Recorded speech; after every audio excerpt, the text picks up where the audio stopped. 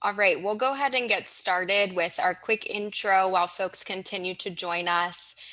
So thank you again for being here. We're so excited to have y'all. My name is Colleen Bass. I'm the Director of Alumni Engagement on the West Coast with the Alumni Association. We're really excited to have you join us for today's event, Tackling Your Goals as a Recent Grad. This webinar is brought to you by the Alumni Association's inaugural Career Week, a week-long virtual series to help alumni like you conquer, steer, and advance your career. This webinar will be recorded. By participating, you acknowledge and consent to your image, likeness, or voice being recorded. We have a lot of information to cover today, but we will be taking questions at the end of the webinar, so feel free to submit any that you have using the chat box located at the bottom of your Zoom panel throughout the presentation. To introduce our presenters, Parker Yablon graduated from the University of Maryland in 2018 with a degree in government and politics and a minor in entrepreneurship and innovation. As co-founder of Elevation Nation, Parker is on a mission to help others feel valued in the real world. He prides himself on his passion for vinyl collecting, making Italian food, and traveling.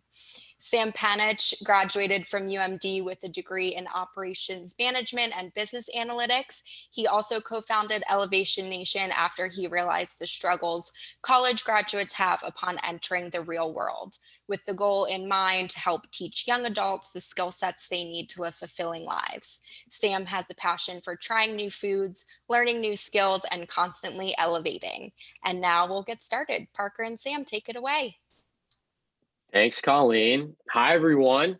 How's everybody doing today? We're so excited to have you all join us.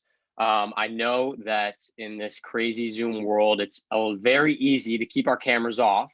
But if anyone is feeling bold and wants to turn on their camera so I don't have to stare at Parker the whole time I give our presentation, I see him enough. I'd love to see some smiling faces. I promise no judgment. If your room is messy, we just want to say hello and smile back at you. So again, we're so excited to have you with us today. We're gonna have a great presentation for you all on tackling your goals as a recent college grad. So I know we just came out of 2020, we're moving into 2021 here. A lot of people probably had something called a New Year's resolution, right? We would love to hear some of those New Year's resolutions. If you're feeling bold and confident, why don't you throw your New Year's resolution in the chat? Parker and I will read off a few. We're excited to hear kind of what you guys have in store for 2021. I know Parker and I had a few ourselves. We'll give it 30 seconds here.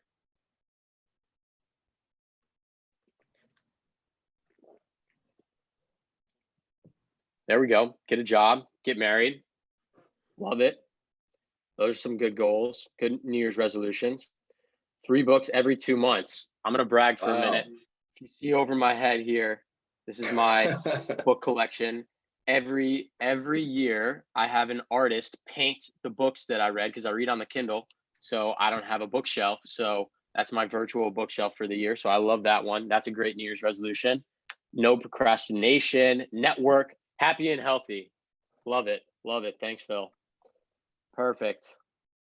These are fantastic. So these are awesome ones. Thank you all for sharing those New Year's resolutions. Keep those in mind. We're going to get to them in a second, but we kind of want to talk to you about the realities of a New Year's resolution first. So I got a question. How are those New Year's resolutions actually doing? I mean, if you really think about it, honestly, it's already January 28th. And to be honest with you, I think my New Year's resolution, or a lot of New Year's resolutions that people have, are already like 3 weeks ago. So I'm curious, you can write in the chat, bold enough, you can speak up as well. Did anyone actually already achieve their New Year's resolution? That would be mad impressive if you did. We're not even a month in. I'm going to assume that probably not, but if you did, then maybe you don't even need me and Parker. So yeah, I mean, I would assume so too, because it's an ongoing task. But the crazy thing is that less than 10% of people less than 10% of people actually achieve their New Year's resolution. So Why do we make them every year then? We're going to dive in to why in a bit, but we first want to introduce ourselves. Yeah, we didn't even, I know Colleen gave us a quick intro, and that was our formal intro, but if you couldn't tell already by the tone of our voice and how Parker and I kind of hold ourselves, this is not going to be like a normal business presentation that you've been in. We want to be interactive. We want to have fun with you all. I don't think I'm too old, so I can relate to recent college grads still. So we're going to have some fun today. My name's Sam Panitch, graduated, like Colleen said, from the Smith School in 2018, co-founded Elevation Nation with Parker, my best friend, my co-founder, love him to death. And also my full-time job, I work at EY or Ernst & Young doing UX delivery in our digital studio, which is awesome. And I'm Parker Yablon. My entire life, I feel like I was born a Terp, and I was always going to be a Terp, and I'll be the biggest Terps fan to the day I die. I graduated in 2018 with a degree in government and politics and entrepreneurship and innovation. And I actually also work at EY, but not with Sam. We do totally different things. I work in our government and public sector consulting practice, focused on people consulting. I've worked with state governments, federal governments, and local governments and universities, basically helping them with anything people, whether that's leadership, whether that's culture, performance management, training, you name it. And then on the side, I get the awesome, I guess, honor to work with Sam on Elevation Nation over the last year. Love it. Thanks, Parker. Okay, so like we said, we're talking about resolutions and goals today for recent college grads. We crossed out the word resolution here because, like Parker said, only 10% of people actually accomplish their New Year's resolutions, which to me is absolutely insane because almost everyone sets them once a year, right? And the fact that only 10% of people can really follow through and achieve that is scary. So one of the reasons why, people don't truly follow through and accomplish and achieve their resolutions is that resolution is not tied to the right mindset. And one of the goals that we have for our presentation with you today and with Elevation Nation is to show you that by shifting your mindset just a bit, you can accomplish all of those New Year's resolutions. And that's really the only thing that differentiates that 10% from the other 90%. So this will help you get a job. This will help you work out, switch to Big Four, find new ways to contribute to your community. All those things that you all posted as your New Year's resolutions that maybe you've lost momentum on, shifting your mindset is the thing that's going to help you do that. So we're excited to tell you and teach you a bit of how to shift your mindset. But first, Parker and I want to take a little trip down memory lane here with a bit of a story, if that's okay with you all.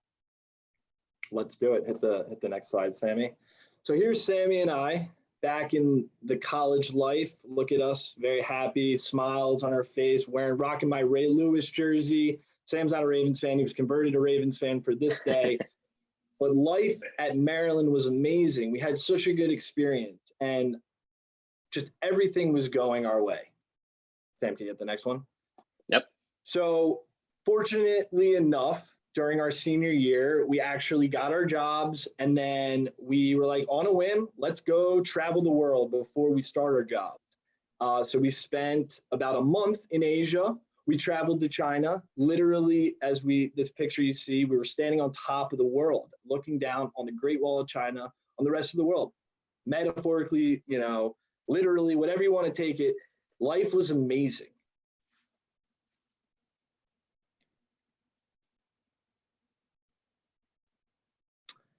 And then the first day of work hit us, just like that. And here you can see a picture of Sammy in front of the vintage Ernst & Young office in Times Square, New York City. Promise I did not wear that to work my first day. I promise I dressed up like Parker. This was the day before my mom wanted to take a picture, so no one freak out.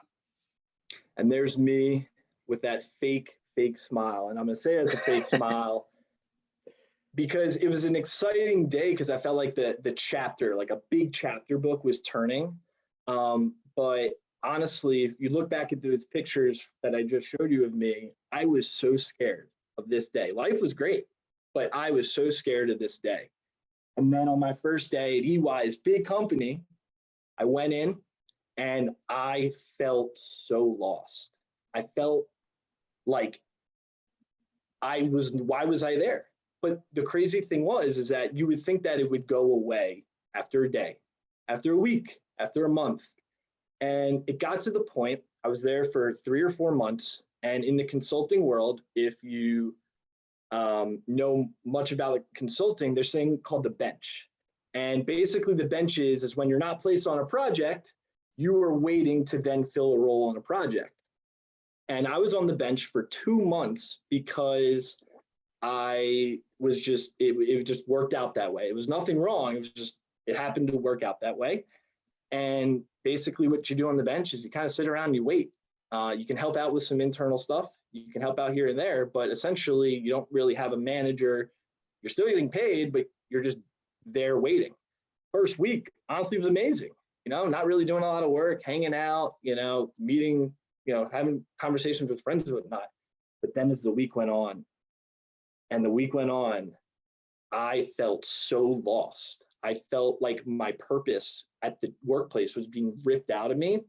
And even more so, what was crazy is that it was actually affecting other areas of my life. My relationships, it was affecting, my physical fitness, my mental health, my physical health, everything. And Sam actually felt a very similar way when he first. Yeah, so I worked in the Times Square office. I remember this moment. I'm going to open up to all you and get a little vulnerable here for a second, so bear with me. But I remember it like it was yesterday. It was about a month into my job. I had felt lost that whole month. I went on the New York subway. Has anyone been on the New York subway? Not a great experience. I had an elbow in my rib cage from some stranger. I had my face in some guy's armpit, and I was stuck in the corner of the subway car. And I remember I missed my stop. Well, Sam. Yeah, well, it happened to me, so I'm having PTSD right now picturing it. But so I was on the subway and I missed my stop. I ended up getting stuck because there's so many people there. I couldn't get out of the car. I ended up all the way in Brooklyn. And I remember I finally got off and I was looking at my face in the reflection of the subway car, and I just looked miserable. And I always thought to myself, is this the rest of my life for the next 40 years? Am I going to feel this lost? Am I going to feel like I have no purpose, no meaning, and I'm just kind of floating around? And I really freaked out. I remember calling Parker and asking for some advice, and we realized that we both kind of felt lost. And in a sense, we like to use this analogy, Elevation Nation, for 22 years of our lives, right? You're in school, your parents tell you what classes to take or what sports to do or where to go to college or what job you should get, what internship you should do. We equate that to a GPS, right? Telling you to turn left, turn right, go straight. You don't have to think. You just listen and you act. And that's what happened for at least myself for 22 years of my life. My wonderful, amazing parents who might be on this call, they told exactly what to do. And as soon as I graduated from University of Maryland, who, again, I love UMD, and they prepared me for the job better than anyone in the entire world could have, but I still felt like something was missing. And there was no voice that was telling me what to do. As soon as I walked across that stage, I grabbed that diploma, I was on my own. And that's when I realized that the GPS shut off and I had no one guiding me and I had no direction. But little did we know that in order to get that GPS to shut off, to turn on again, it wasn't my parents' voice that was going to be playing out of it. I needed to figure out how I could get my own voice to come out of the GPS. And that's where we started to come up with the idea of Elevation Nation and how we really evolved our concept and our idea into what it is today. So I know my parents are on this call. Sorry about the windows, but we used it as a nice little whiteboard for our exercise, but I'm going to break that down for you. So we felt lost, and Sam and I were like, you know what, we need to fix this problem because we hated feeling that way. So what we did is we literally became obsessed with this concept of being introspective and figuring out our own paths. And we set out to fix these issues on our own. And it was just because we didn't want to feel that way anymore. So we watched videos, we read blogs, we read books, we listened to podcasts, we even talked to a rabbi and had great conversations. And we just like, we're literally looking for every single way to make the real world better for us. So what we did is a very ordinary thing. After spending an entire week working in the consulting world, we decided to spend a weekend to try to solve this intangible problem. You literally can't see it, but we were certainly feeling it. And as you see, Sam and I, this was our entire weekend, little sticky notes, like figuring out how we were gonna make our lives better. And during this time, this weekend, this was like an awesome weekend. We learned so much about ourselves. We realized that we've actually had the tools to fix these things and elevate ourselves through this concept that we figured out this weekend. And like Sam mentioned before, it all has to do with mindset. So this idea, by nature, they don't teach you in school. And in fact, Sam and I believe that not everyone can obtain it, but it's a concept that we call mental fortitude. So once we stumbled upon this idea of mental fortitude, and Parker and I, we obviously knew we were feeling this way of feeling lost and not having any vision or purpose or what we wanted to do with our lives. Maybe Parker and I were outliers. Maybe we were crazy. So what we did was we put together a survey that we sent out to a few hundred recent college grads or college seniors to figure out, are they also feeling lost and confused and scared about the real world? And honestly, you don't have to raise your hand for this one, but I'm sure some of you out there are feeling the exact same way, and that's totally fine. So we put out this survey. We wanted to confirm our suspicions that we weren't the only ones, and it went a little something like this. I'm going to try to play a video. Hopefully you guys can hear it. We'll find out.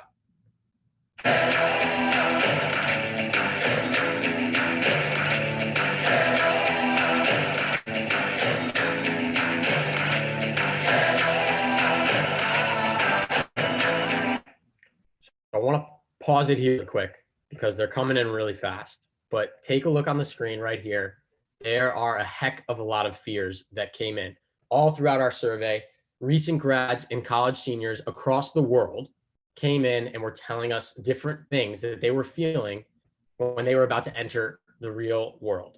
Everyone seemed to have something they were intimidated by, felt lost by. I'm sure some of these resonate with you. Right? Getting fat. That's one of my personal favorites up there. I totally felt like that. Picking the wrong job, figuring out your purpose. All of these are things that I'm sure you all are feeling. I'm still feeling some of them myself. Like doing dry cleaning on there. I mean, yeah, right? Doing your taxes, simple things like that. Exactly. Those are the fears that I think college grads truly have when they're about to enter into the real world. And it's extremely scary. So I'll play the rest of the video, and then we're going to talk a bit about what those findings taught us and how it powered Elevation Nation, this movement that we're starting.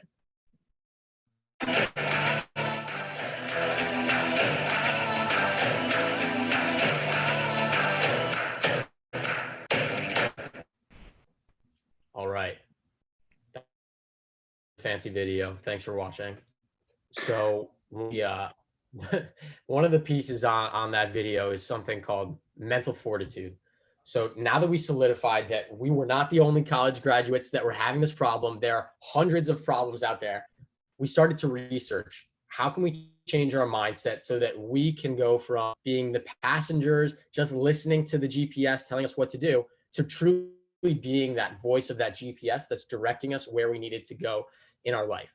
We read dozens of books, as you can see by my bookshelves behind me, right? All on self-help books, figuring out how to graduate, what goes on when you graduate. We watched TED Talks, YouTube videos. Like Parker, we talked to everyone we could, and we started to continue to come back to this concept that we call mental fortitude, right? And all our research kept leading us to this idea that we really couldn't put our finger on, but we were interested and we wanted to kind of dissect it a bit more.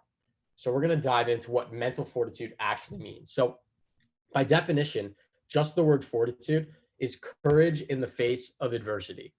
And for all of us, stepping into the real world as an adult for the first time, that's adversity. We've never faced anything like that. Our parents were there holding our hands, or someone was helping us mentor throughout our entire lives. Our teachers were supporting us. And all of a sudden you're thrust into the real world. So that's adversity right there. And mental fortitude is figuring out and having the ability to conquer it and change your mindset around it. So Parker, and I, again, through our research, we started to put our finger on what mental fortitude truly meant. And to us, mental fortitude is self-awareness, understanding who you are, having a vision for where you want to go, and holding yourself accountable. And today we're going to focus mostly on the accountability piece, tying it back to those New Year's resolutions that only 10% of people, you guys are not going to fall into the 90%.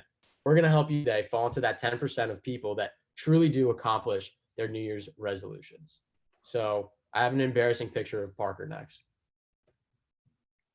It's super embarrassing because I have no idea that he took this until he like put it on the deck, and I was like, all right, we'll use it.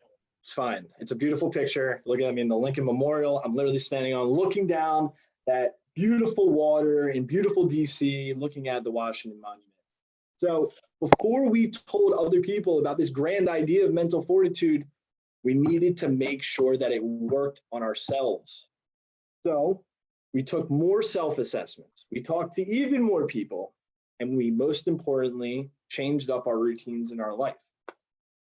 And as you see in this picture, this is literally me shamelessly trying to use mental fortitude to help me reach my goal. When we bring back the concept of mental fortitude, we talk about self-awareness. At this point in my life, when this picture was taken, which wasn't that very long ago, I knew that I needed to tackle a bigger goal, like running a marathon. So I knew that I wanted to feel good about the way I looked. I knew that I wanted to feel, more physically fit. That's all self-awareness. And self-awareness drove my vision of wanting to run a marathon. But the great thing about this idea of running a marathon is you can't just wake up one morning, buy a pair of running shoes, and run a marathon. It takes time. If you can, that's very impressive. Yes, exactly. Similar to what we talked about in the first slide, it takes time to be able to do that. And the way you're able to do that is with the third pillar of mental fortitude, accountability. Sam, can you get the next one? Yeah.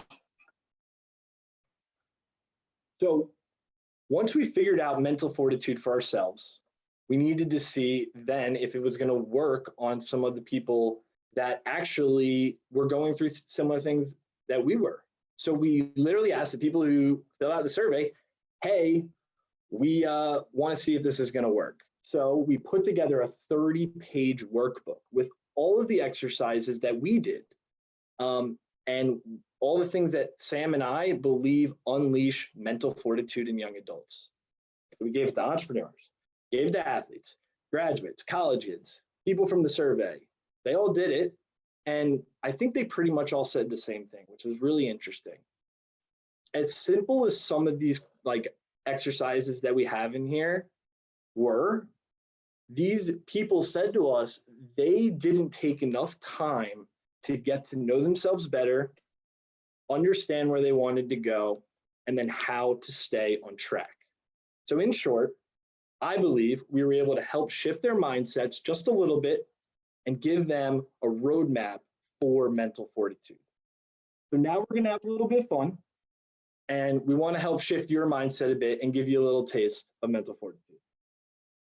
Exactly. So again, once we tried mental fortitude on ourselves, tried it on professional athletes, different college kids, everyone that filled out that survey and realized maybe this actually works, it's now all of your turn to try to shift your mindset and use mental fortitude. So we're going to have some fun.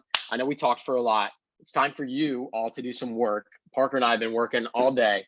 So grab a piece of paper. If you don't have a piece of paper, I know you got like a Word doc or a Google Doc on your computer. Grab a blank one, grab a notepad. We're going to do a little bit of work ourselves. We want all you recent grads to, shift your mindsets to feel valued in the real world. So we'll give you a second to grab a piece of paper here. There's no magic pill that's going to give you mental fortitude. You got to do some work. Awesome. All right. Anybody need a little more time? Are we good? You can catch up. Don't worry. Okay. So I got a question for you all. I know we hinted at it before that you had a New Year's resolution, but what is a priority that you want to accomplish? And we're going to make it bite-sized over the next month. So there are a few examples on there: wealth, relationships, keep it broad like that. What is one of those priorities that you really want to focus on? I know it's hard to pick one. I did that on purpose. We're going to really hone in on what you want to improve. It's very easy to just throw blanket statements out there for your New Year's resolution and not make it tangible enough for you to take action on it. And that habit stops today with Parker and I. We're gonna help you figure out how to get there, okay? All right, so take some time. Hopefully it doesn't take you too long to write one down. Put it big and bold on the top of your page. And Parker's gonna be our example. So Parks, walk us through yours here. All right, so this month, my main priority is health. Like I said, I am still on that journey to run that marathon. So health is a big priority for me in the next 28 days when February starts. So won't take you too long. Write that priority down. And if you feel like you want to share the group, write it in the chat. Would be curious to see what you put down. Let's hear them. Be vulnerable with us. We're excited. Awesome. Mental health. That's Love great. that. That's very important. Spirituality. Very cool. Wealth. Great. Health. Fitness. Amazing. These are great. Keep them coming. We want to see all of them. Finding what I love to do. Awesome. Full-time job. Finding a job. Love that. It's important stuff. Awesome. Okay. Perfect. Keep them coming in the chat if you have any more. We're going to keep going with the exercises here. All right. So now that you have on the top of your page your priority for the next month, we're going to break that down into more bite-sized pieces here.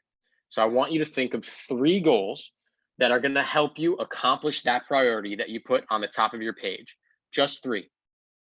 3 things that if you accomplish them this next month, you will get even just 1% closer to moving that lever up a bit on whatever your priority was.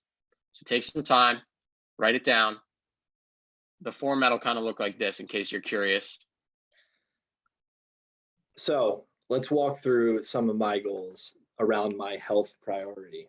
Goal number 1, improve mental health. This is so important to me. And what's great about this goal is that it can always be worked on at any point. And this is something that it means a lot to me, and I just always want to be cognizant of it. My second goal, I want to run a marathon this year. And I got my fingers crossed. I'm on my way. I'm trying to get there. And then goal number 3 is live a healthier lifestyle. So take a minute, write down your 3 goals. And if you want to share one of your goals in the chat, feel free. We would love to see, some of the things that you guys are striving for. And we're going to open it up to talk to you all at the end. So don't worry. You don't have to always write in the chat. We'll let you talk at the end. We want to hear what some of your goals are, and we can chat about them as a group. Awesome. Love it. Keep throwing them in there. I bet you didn't think that we'd be giving you some in-class homework when you came on to our talk today. We're full of surprises here. Awesome. Meditation, exercise, outside for a silent walk. I love that. That's very cool. Love that. Run a mile each week. Love that. Perfect. Okay. So we're going to break it down one more time. Again, because it's very easy to throw 3 blanket statement goals out there and just say, why aren't these happening? I said I wanted to do them. You can't just snap your fingers, right? We have to make them actionable tasks. So what under each one of those goals is one actionable task that you can do every single day, yes, including weekends, every single day for the next 28 days of February, so you can work towards each one of those goals. So it'll look a little something like this, just so you can see. I want one task under each one of those goals. And Parker's going to explain his here. Think about these for a little bit of time, write them down, and then of course share if you would like to in the chat. So I'm going to break these down for you guys. My goal number 1, you know how important mental health is to me. Something that I know I can do every single day to improve my mental health is meditate every morning. whether that's 2 minutes, whether that's 20 minutes. I know I can pull out my Headspace app and I can meditate. And because of doing that, I'm able to improve my mental health every single day. Boom, checked off. Goal number 2, prepare to run a marathon. It doesn't happen overnight. We've talked about it before. And obviously, if you can do this overnight, you're a Superman. But for this task, it is really important for me to exercise 60 minutes every day, whether that's 60 minutes of running every day or even 60 minutes of lifting weights or running outside playing basketball. Whatever it is, I need to maintain that mindset that I am going towards running a marathon, so that over time, yes, I'm probably going to have to exercise more than 60 minutes every day, because at some point I'm going to have to run much longer than 60 minutes. I don't think anyone's ever finished a marathon anywhere close to 60 minutes. But it starts with setting that goal like we have here. And for the third thing, live a healthier lifestyle. One easy task is pretty quantifiable as well. Drink 100 ounces of water every day. That is something that I can literally check off the box. I can hold the glass, know exactly how much water fits in that glass, and I can literally drink, so that I can fulfill that task for the day. And Parker, coffee doesn't count towards that, man. I just want you to know that. Unfortunately, it would really help because I do drink a lot of coffee. But wait, Sam, can you go back? Yeah, sure. So the best part about this, and when you break down your goals like this, is that, yes, we're talking about my health goals, but these translate into other pieces of my life. They'll translate into how I feel during the workday. It'll translate how I feel when I'm on a date with my girlfriend. Like, these things matter, and basically they all come together. So you don't need to stop here for one priority. So the message here is, if you literally want to do work as your priority, write down 3 goals and tasks to do now, something that you can do now to achieve that. I think one thing that always happens is we think about these big, big goals, but we never achieve them because we never write them down and then break them down. But even more so, it's all about holding yourself accountable. Exactly. Awesome, Parker. So if you remember when we first introduced the idea of mental fortitude, it was filled with self-actualization, vision, and the last one is accountability, right? So we want to build accountability. I found this crazy statistic. So 40% of your waking hours are powered by habits, which to me is insane. 40% of your day, you don't even realize it, is you going through the motions of just building habits throughout each of your days, right?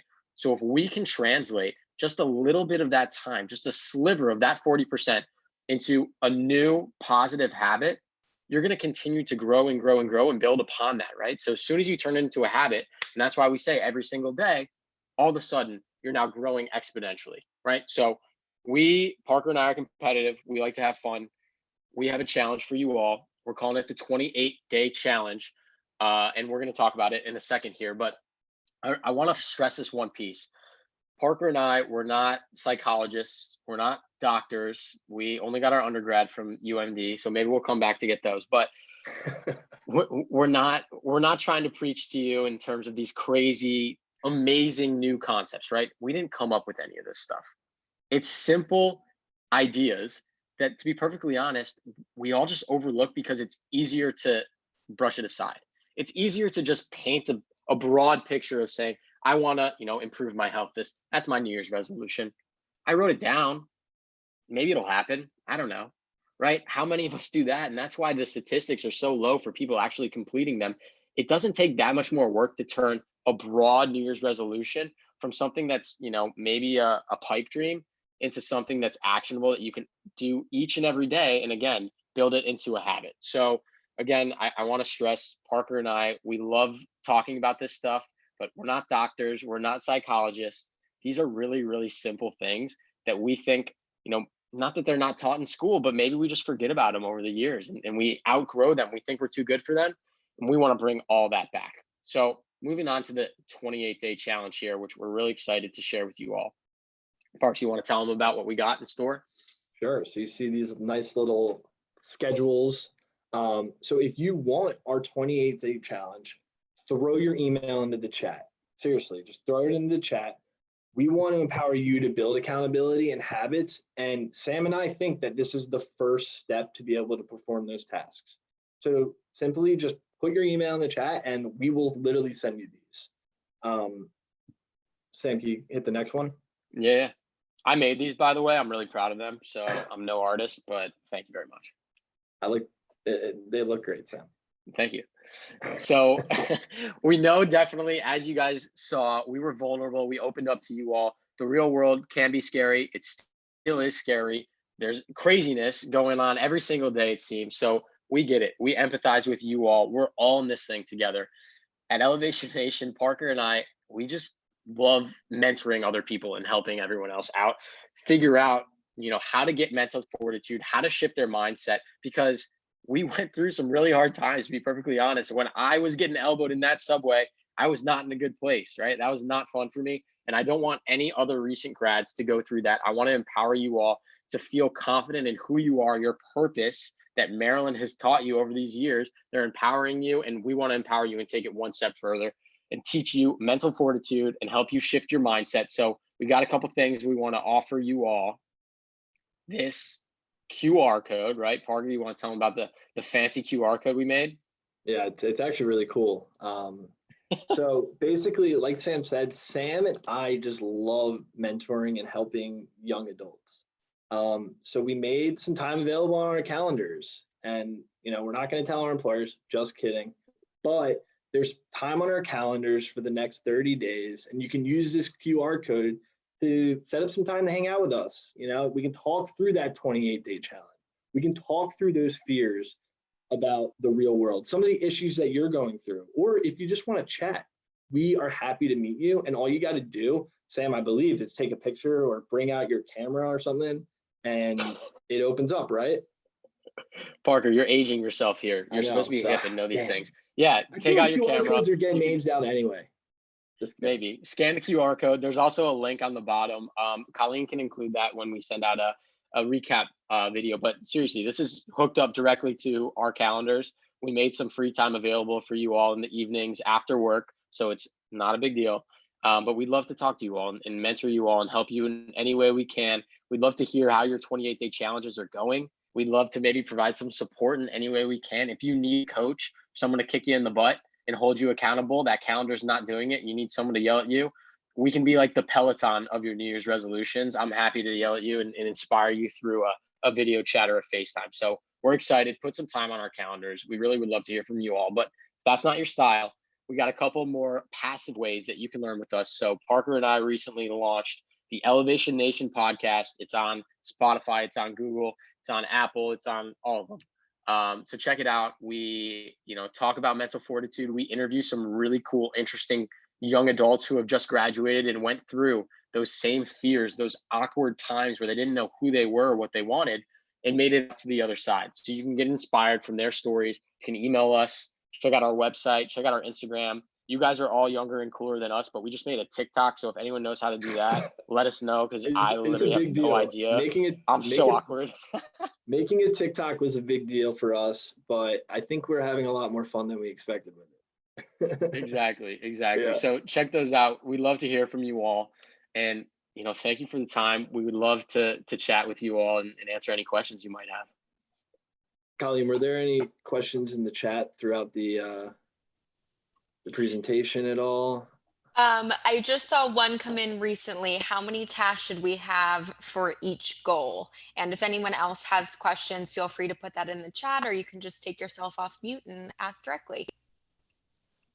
That's a great question. So I think one of the things, the opposite of just painting a broad stroke and having just one general New Year's resolution is having too many tasks where you can't keep up, right? So for simplicity's sake, we're just looking at 1 month here with the 28-day challenge, and we have 3 goals, just one task that you can do every day, because nothing's worse if you overwhelm yourself and then you give up the whole thing, right? So we want it to be achievable.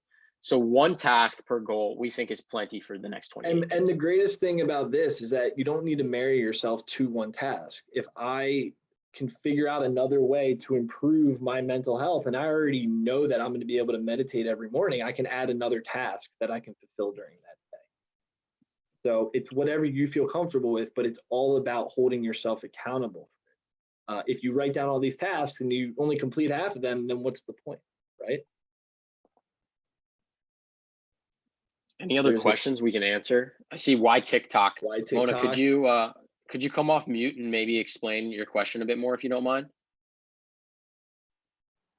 Oh, I was just saying, like, what kind of content do you make on TikTok? Because, like, I noticed you guys also had podcasts. So I was wondering, like, how that's, like, how you use that in your branding, just from a business. Yeah, great question. Parker's our social media guy. Go ahead, Pete. Honestly, we're still trying to figure out TikTok, but I think the cool thing about it is Sam and I are able to give quick tips on what we think are going, like how to help young adults in 15 to 30 seconds. So I think, from a business perspective, the cool thing about TikTok is, if we want to get into the nitty gritty about the algorithm, is that our face could essentially show up anywhere. You don't need to follow us for our video to show up on your phone. And I think that's something really unique and really cool that maybe gives us an opportunity to connect with people that we would have literally no chance of connecting with through Instagram or even Twitter. Good question. Thanks for that. That was a great question.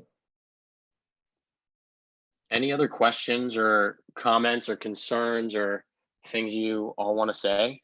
We're around. So if not, Colleen, we'll pass it to you. I don't know if there's closing remarks that you need to say. Oh, one just came in. Yep, so I'll read the one that came in the chat in case folks can't see it. As for the self-awareness piece, what are some tips you have for being able to do a self-assessment of yourself? What matters, passions, etc.? How are you able to turn off those old GPS voices? That's a great question, Nicole. Thank you. An awesome question. Yeah, that's so cool. So I think there's kind of two parts to that question. Well, the first one being, how can you do exercises for self-awareness? I think the second half is, how do you turn off those old GPS voices, which I think is different. So I'll cover that in a second. There's one website that Parker and I are obsessed with. I think it's the coolest thing ever. I wish we came up with it because we'd be millionaires. It's called 16 Personalities. It's this really cool interactive assessment. And so someone sent it to Parker and I one night. We both filled it out separately and we read it off to each other. And it honestly freaked me out. I thought they were like hacking into my phone or something, because the things they were saying were so spot on with who I was, and same with Parker's. So that's one really cool one that you can do to try to, thanks Parker, learn about who you are as just kind of a general fun personality test. There's some other things that we do as well. Some exercises that we sent out in our workbook, and we're glad to share them with you too. One of the ones we like to do is called Joystorming. So you saw in that picture that we put a bunch of Post-it notes on Parker's parents' little glass sliding door there. So we kind of do the same thing with Joystorming. We give you 3 minutes, you put on some inspiring, relaxing music, and you go crazy. In 3 minutes, you write down every single thing that brings you joy. Chocolate, puppies, like I don't even care. You put them all up there, and then you can sort through and group them and figure out what really drives you, what brings you joy, right? What brings you fulfillment. And that's one kind of trick that we use to open up your mind to different possibilities of careers or things that might bring you, a newfound purpose. So that's the first piece. Parker, do you want to take the second part of that question of turning off the old GPS voice? That one's really interesting. I'm happy to take it if. No, what do you mean by old GPS voices? Like the GPS from that, like teachers and parents, you mean, I'm assuming, Nicole? Hey, yeah. Can you hear me? Yep, we can hear you. Perfect. Yeah, like teachers, voice parents, and also just an overall, like, your whole life, I think you're told, like, study things like accounting, like go on that route. So kind of turning off those, like, what you think is right technically, if that makes sense, versus actually like what you feel from your heart. No, totally. Okay, I totally get what you're saying. So I think it really does come back to self-awareness and understanding really who you are, understanding, what you're really good at, what you bring to the table, maybe some of the things that you aren't good at, and it comes back to the things that we're talking about, self-awareness and the vision is if you're aware of that and there are people chirping in your ear about doing other things and blah, blah, blah, that doesn't matter. With mental fortitude, seriously, if you think about it that way, if you're aware of what you bring to the table and what you want in your life, then you go and do that. And I think it all is a mindset game. I mean, it all comes down to that. Sam, do you have anything to add there?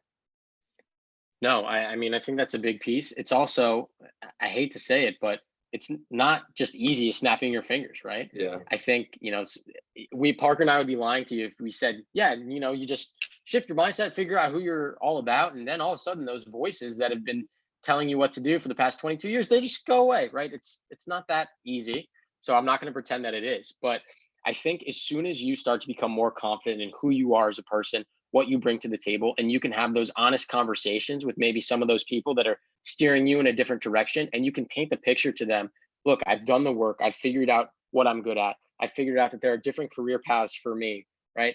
Then I think you can have a more accurate, discussion with people. So Parker and I are glad to talk more about that. Feel free to set up time or email us. I got one question that I want to answer just generally that I think is something that Parker and I think about a lot, and I want to just bring it up with everyone here. So, myself personally, when I was getting elbowed on that subway train and I was living in a shoebox in New York City with, I'm not kidding, no window in my bedroom, I was feeling pretty depressed. I was feeling very lost. I was not sure who I was, what value I was bringing to the world, and it was a really hard time for me. And I struggled with that a lot.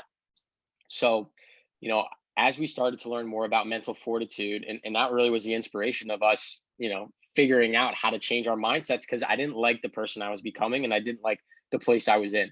So some of the quick hitting tips and tricks that I want to recommend to everyone and how to shift your mindset, even when you're in, maybe a dark or sad or depressed place, you obviously should talk to a therapist and do some of that stuff. The real medical route is very important, but some of the tips and tricks that Parker and I can provide, it seems really silly, but if you wake up early and get a workout in and make your bed, you will have already accomplished so much in your day, and everything else from there kind of goes downhill with that momentum. So that's a really easy one to you need to get the ball rolling, right?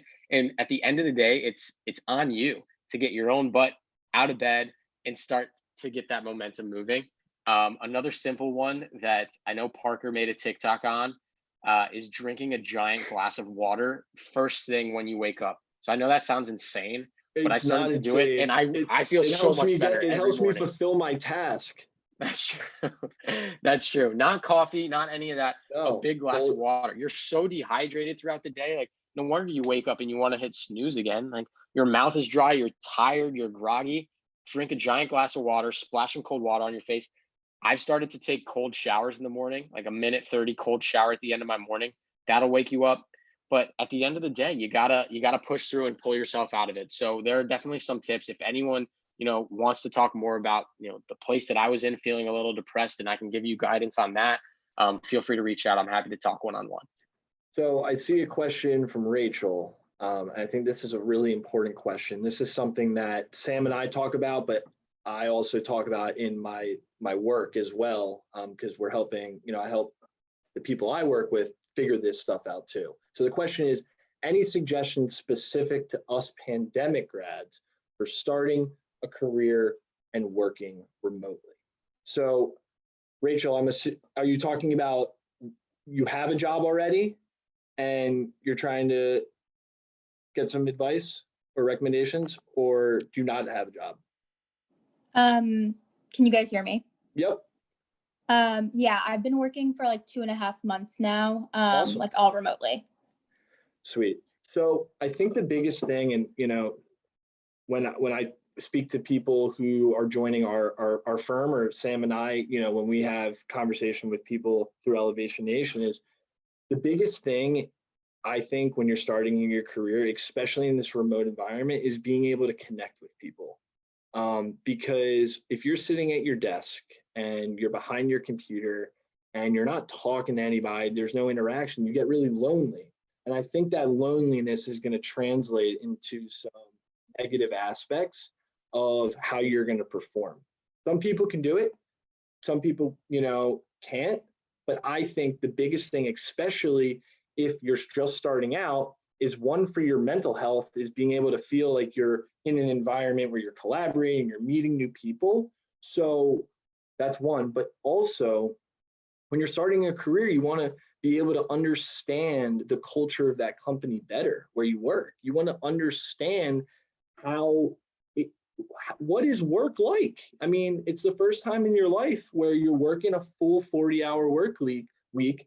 How are you going to be able to understand that from your bedroom without anybody around? The best way is have conversations with other people, and you'll be able to meet people who are going to help you meet other people, and you're going to feel more included into that culture. And then over time, hopefully, when we're going back into the office, you're going to have a leg up, I think, on many people who didn't take that jump to get outside their comfort zone and really reach out and connect with other people in the company. And can I add on that, Rachel? Because I have a quick tip I want to give you. Maybe it's a challenge. I like challenges. So big challenge guy, Sam. Big challenge guy. So one of the things you just started, right? 2.5 months in, you have youth and being fresh to a company on your side. So I want you to go to your company directory, all the people that are pretty high up, and I want you to email them. Introduce yourself. Don't ask for anything, but just say, hi, I'm Rachel. I just started 2.5 months ago. It's so hard to meet people because we're all working at home. I just wanted to say hello, and I'm so excited to work at this company. Look forward to when we can meet in person. Don't ask for anything. Actually, at the end, I want you to offer, if you need anything, please don't hesitate to reach out, right? Blank offer like that. Send that to any of the people that you want to meet. Again, we're all stuck behind our computers. We're going insane. No one wants to work all day. They will love to talk to you and I guarantee you that people are going to say, put time on my calendar. I'd love to welcome you and say hello. And then when you go back to the office, like Parker said, you're going to know all these executives. They're going to be asking you to go grab coffee and hang out. And all these kids that also joined are going to be lost, right? So try that. Email us and let us know how that works. The way I look at it is if I reach out to someone, I feel like, and they don't respond, great. Okay, nothing happens. I reached out, I made the jump. And honestly, if I reach out and they respond, great. That's another connection. I think it's a win-win because I feel like it is the duty of the leaders within an organization, whether that's a manager, whatever, director, it's a duty to make sure that the youngest people joining feel comfortable at their company. And if they're we got not one more giving question, me that, Parker. Oh, I just want to make sure we have time to answer it because I know we're done yeah, at 6. I know we're running on the hour. Yeah, go ahead. To piggyback off of Rachel's question, how do you suggest we meet people if we work remotely for a small company? The company I am with only has like 5 employees. So this is awesome. Great question. One of the things, I'm sure you're emailing back and forth with probably all 5 of those people throughout your day, so it might not feel like you need to meet them. I would like you to send a similar email to the one that I just told Rachel to send, with wanting to connect for just 15 minutes with these people one-on-one, right? One of the things that I think is overlooked by a lot of recent grads is that the adults you're working with are human beings. We're essentially big kids with paychecks, right? We want to meet new people. We want to learn about your life. We want to learn about where you traveled, your favorite foods, sports you like, TV shows, what's on Netflix. We want to have all of that. So don't overlook for a second that the people that are behind a screen, typing away on your Excel docs, they're human beings with a heart, with a mind, with passions and interests. And if you really want to stand out, you need to connect with them about things outside of work. So try to find 15 minutes with them so that you can really connect with them. Colleen, I know we're wrapping up on time. Anything that you need to say before the top of the hour here? No, that's it from me. I really appreciate Sam and Parker, both of you, for being here with us this afternoon. Hopefully, all of our attendees were able to get some great value from this presentation. We'll make sure to share Sam's contact information, all of their social media pages, their podcast, and that 28-day challenge guide with y'all as a wrap up. We'll also include a recording of this webinar in case anyone wants to go back and refresh on anything we covered. And if you are interested in joining us for future Career Week programming, we do still have another day of programming going on tomorrow. So check that calendar to see if anything is of interest to you. But otherwise, thank you all so much for your time. Sam and Parker, thank you again, and go Terps. Thanks, Colleen. Thanks, everyone. Thank you, everyone. Honestly, it's always a great day to elevate, right, Sammy? Yeah, great.